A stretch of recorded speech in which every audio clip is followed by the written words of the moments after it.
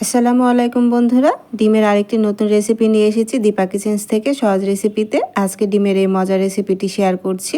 ব্যাচেলারদের জন্য অনেক বেশি উপকারে আসবে, আর নতুন রাঁধুনিরাও কিন্তু এভাবে সহজ রেসিপিতে এই ডিমের মজার রেসিপিটি রান্না করে নিতে পারেন। খেতে কিন্তু অনেক বেশি মজা, আর বানানো অনেক বেশি সহজ, আর ডিমগুলো কিন্তু অনেক বেশি সফট হয়। দেখে নিশ্চয়ই বুঝতে পাচ্ছেন যে ডিমটা কতটা সফট হয়েছে, আর অনেক বেশি মজা হয় এভাবে যদি আপনি ডিমের তরকারি রান্না করেন। আর বানানো খুবই সহজ, অল্প সময়ে কিন্তু তৈরিও হয়ে যায়। যে কেউ খুবই পছন্দ করবে, আর অন্য কোনো কিছুই প্রয়োজন হবে না ডিমের এভাবে যদি একটি তরকারি আপনি রান্না করেন। সেজন্য প্রথমে আমি ডিমটা ভেজে নেব। সেজন্য এখানে আমি 2 টেবিল চামচের কিউব করে কাটা পেঁয়াজ কুচি নিয়েছি, আর এখানে 2টা কাঁচামরিচ কুচি করে দিয়েছি। ঝালটা আপনাদের টেস্ট অনুযায়ী দিয়ে নেবেন। আর এভাবে ডিমটা ভেজে এই ডিমের তরকারিটা রান্না করলে অনেক বেশি টেস্টি হয়। এখানে স্বাদমতো লবণ দিয়েছি। চা চামচের 4 ভাগের 1 ভাগ দিয়ে দিচ্ছি হলুদ গুঁড়ো। খুব সামান্য করে এই মশলাগুলো দিয়ে ডিম ভাজি করবেন, অনেক বেশি টেস্টি হয়। চিমটি পরিমাণ দিয়েছি গরম মশলা গুঁড়ো। হাফ টেবিল চামচেরও কম দিলাম আদা রসুনের পেস্ট, জিরা পেস্টও দিয়েছি হাফ টেবিল চামচের কম। এভাবে এখন সব মশলাগুলো খুব ভালো করে এভাবে ডলে নিচ্ছি পেঁয়াজের সাথে, দেখতেই পাচ্ছেন। আর আপনাদের হাতের কাছে গরম মশলা গুঁড়োটা না থাকলে সেটা স্কিপ করতে পারেন। পেঁয়াজগুলো খুব ভালো করে আমি গুঁড়ো করে নিয়ে এখানে আমি 2টা ডিম ভেজে নেব। ডিমগুলো এখানে দিয়ে দিচ্ছি। আপনি চাইলে এখানে ডিমের পরিমাণটা বাড়িয়ে দিতে পারেন অথবা কমিয়ে দিতে পারেন। এভাবে ডিম ভাজা করে এই ডিমের তরকারিটা রান্না করলে অনেক বেশি টেস্টি হয়। ডিমের ওই তরকারিটা রান্না করার জন্য প্রথমে ডিমটা ভেজে নিতে হবে। এখন আমি ডিমটা ভেজে নিচ্ছি। ফ্রাই প্যানে আমি তেল দিয়ে দিয়েছি। তেলটা যখন গরম হয়ে এসেছে তখন আমি ডিমটা এভাবে ভেজে নিচ্ছি। ডিমটা একটু ছড়িয়ে দেবেন, তাহলে একটু পাতলা হবে। একটু বড় করে ডিমটা আমি ভেজে নিচ্ছি। আমি 2টা ডিম একসঙ্গে ভেজে নিয়েছি। আপনি চাইলে একটি করে ডিমও ভেজে নিতে পারেন। এখন উল্টে পাল্টে আমি ডিম যেভাবে আমরা ভাজা খাই ঠিক সেভাবে ডিমটা ভেজে নিতে হবে। আর এভাবে ভাজ দিয়ে আমি কেটে নিচ্ছি। আমার পছন্দ মতো শেপ করে কেটে নিচ্ছি। আপনি চাইলে 2 ভাগও করে নিতে পারেন। এখানে আমি কয়েকটি ভাগ দিয়ে নিচ্ছি। যেহেতু এই ডিমটা আমি রান্না করব, ঝোলটা যখন ভিতরে চলে যাবে তখন কিন্তু ডিমগুলো অনেক বড় হয়ে যায়। এখানে আমি পিস করে নিচ্ছি। আপনি চাইলে আপনার পছন্দ মতো পিস করে নিতে পারেন। সবসময় কিন্তু মাছ মাংস খেতে ভালো লাগে না, মাঝে মাঝে এইভাবে কিন্তু ডিমের তরকারি রান্না করে দিতে পারেন, অনেক বেশি কিন্তু টেস্টি হয়। আর কোনো কিছুরই প্রয়োজন হবে না। ডিমটা একটু আমি ভাজা ভাজা করে নিয়ে কিউব করে কেটে নিয়েছি, দেখতে পাচ্ছেন। এখন আমি ডিমগুলো উঠিয়ে নিচ্ছি। ডিমের এই তরকারিটা রান্না করার জন্য আগে ডিমটা ভেজে নিতে হবে। ডিমগুলো এখন এক সাইড করে আমি রেখে দিচ্ছি।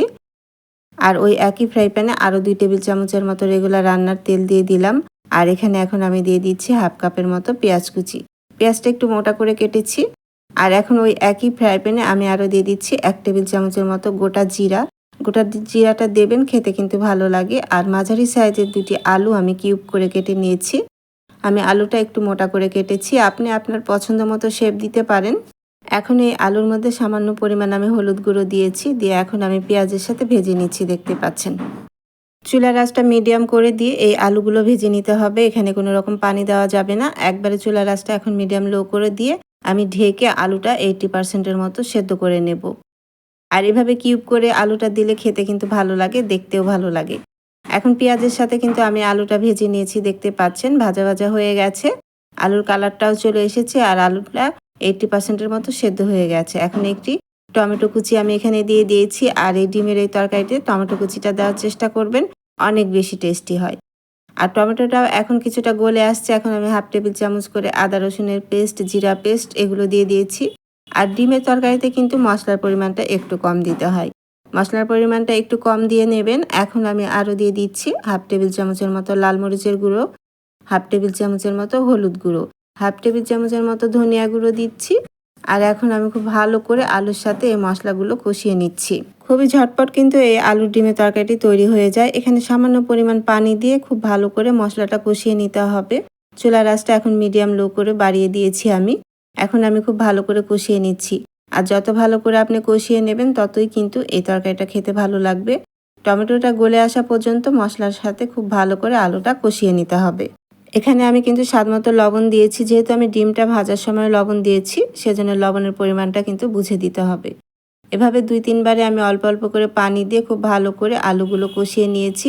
দেখতে পাচ্ছেন যে মাঝে মাঝে আমি একটু পানি দিচ্ছি। একবারে বেশি করে পানি দেওয়া যাবে না। এভাবে পানি দিয়ে কষিয়ে একটু ভাজা ভাজা করে নিতে হবে, আলুটাও সেদ্ধ হয়ে যাবে। যেহেতু আলুটা আগে থেকেই 80% মতো সেদ্ধ হয়েছিল। টমেটোটাও গলে গেছে দেখতেই পাচ্ছেন। এখন এখানে কিছুটা গরম মসলা গুঁড়ো দিয়ে দিয়েছি আমি। আর আপনাদের হাতের কাছে গরম মসলা গুঁড়োটা না থাকলে আপনারা এলাচ, দারচিনি এগুলো দিতে পারেন। ডিমের তরকারিতে একটু গরম মসলা দিলে কিন্তু খেতে ভালো লাগে। মসলাটা কিন্তু কষানো হয়ে গেছে আর আলুটা খুব ভালো করে সেদ্ধ হয়ে গেছে দেখতে পাচ্ছেন, আর উপরে তেল ভেসে উঠেছে। এখন আমি ঝোল দিয়ে দিচ্ছি। এখানে আমি 2 কাপ পানি দিয়েছি। 2 কাপ পানি দিয়ে আমি যেহেতু ডিমের এই তরকারিটা পাতলা ঝোল করছি, আর যেহেতু এখানে আমি ডিম ভাজাটা দেব, ডিম কিন্তু অনেকটাই ঝোল টেনে নেবে, সেজন্য প্রথমে ঝোলের পরিমাণটা একটু বাড়িয়ে দিতে হবে। এখন আমি বলক আসা পর্যন্ত অপেক্ষা করছি। বলক চলে এসেছে। এখন আগে থেকে ভেজে রাখা ডিমগুলো এখানে আমি দিয়ে দিচ্ছি। আমি ছোট ছোট পিস করে কেটেছি। আপনি চাইলে বড় করেও কেটে নিতে পারেন। যেহেতু ঝোলটা টেনে নেবে এই ডিমগুলো, তখন কিন্তু বড় হয়ে যায়। এভাবে আমি ডিমগুলো দিয়ে দিয়েছি দেখতে পাচ্ছেন। যখন বলক চলে আসবে তখনই কিন্তু এই ডিমগুলো দিয়ে দেবেন।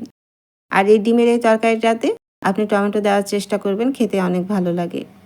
ঢাকনা দিয়ে ঢেকে আমি 5 মিনিটের মতো রান্না করে নিয়েছিলাম। অনেকটাই ঝোলটা টেনে এসেছে দেখতে পাচ্ছেন। ডিমগুলো এখন আমি উল্টে দিচ্ছি। ডিমগুলো কিন্তু অনেকটাই ঝোল টেনে নেয়। চুলার আঁচটা মিডিয়াম করে দিয়ে কিন্তু এই তরকারিটি রান্না করে নিতে হবে। এখন ঝোলটা পাতলা লাগছে, কিন্তু ঠান্ডা হয়ে গেলে ঝোলটা অনেকটাই টেনে আসবে।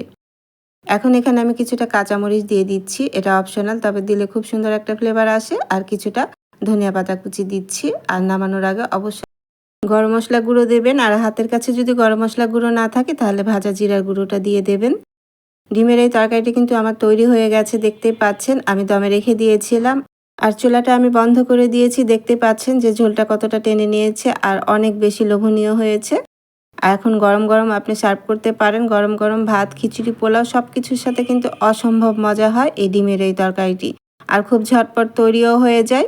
ডিমের এই তরকারিটি আমি নামিয়ে নিয়েছি দেখতে পাচ্ছেন। আর এই ডিমের এই তরকারিটি আপনি গরম ভাত, পোলাও, খিচুড়ি সব কিছুর সাথে খেতে পারবেন। অনেক বেশি লোভনীয় হয় আর অনেক বেশি মজা হয় আর ঝটপট তৈরিও হয়ে যায়।